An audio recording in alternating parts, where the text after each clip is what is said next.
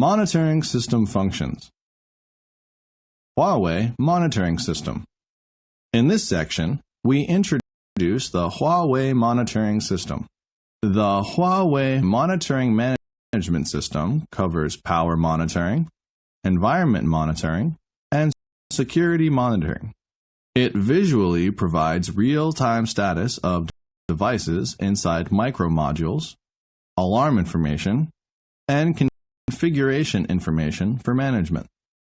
This is the architecture of Huawei's monitoring system. It looks complex, but we can simplify it by dividing it into 3 levels. The bottom level is the basic infrastructure, such as UPS, air conditioning, and sensor. The upper level is the collector. This device is responsible for accessing basic devices, and we can see many devices at the bottom. However, the number of ports on the collector is limited. How can we connect so many devices to the monitoring system? The Smart ETH gateway can increase the number of connections. At the top level is the server.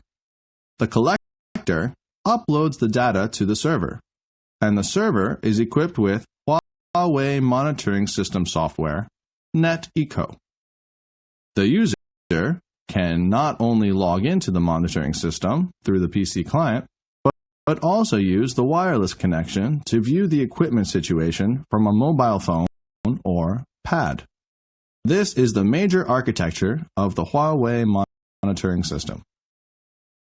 Next, let's consider the main monitoring system functions.